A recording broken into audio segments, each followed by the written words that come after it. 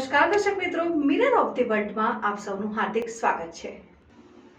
શહેરના પ્રદર્શન મેદાન પર બે ફન પાર્કમાંથી એક ફન પાર્ક પાસે જરૂરી પરવાનગી તથા ફિટનેસ સર્ટિફિકેટ ન હોય પાલિકા તંત્ર દ્વારા તાત્કાલિક અસરથી બંધ કરવાની સૂચના આપવામાં આવી। શહેરના પ્રદર્શન મેદાનમાં બે ફન પાર્ક ચાલી રહ્યા છે અને આજે વડોદરા મહાનગરપાલિકાના સ્થાયી સમિતિના ચેરમેન ડોક્ટર શીતલ મિસ્ત્રીએ વિઝિટ કરતા ફન ગ્લાસ નામના ફન પાર્ક પાસે જરૂરી પરવાનગી ફાયર એનઓસી કલેક્ટર કચેરીની પરવાનગી સહિતના જરૂરી પરવાનગી ન હોય તેને તાત્કાલિક અસરથી બંધ કરવાની નોટિસ પાઠવવામાં આવી છે। અન્ય ફન પાર્ક પાસે જરૂરી તમામ પુરાવા હોય તેઓને દરરોજના ફિટનેસ ટેસ્ટ સર્ટિફિકેટ બતાવવાની સૂચના આપવામાં આવી। વડોદરા પ્રદર્શન મેદાન ઉપર બે જાતના ફન પાર્ક લાગ્યા હતા।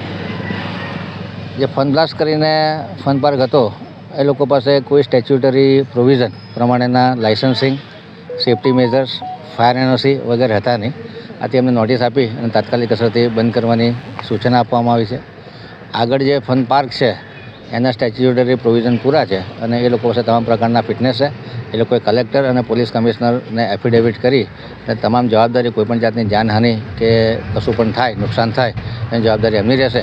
પોતે એમની પાસે ટ્રેન સ્ટાફ પણ છે, પરંતુ ફન બ્લાસ્ટમાં આ પ્રકારની કોઈ જાતની સવલત એ લોકો પૂરી પાડતા ન હતા।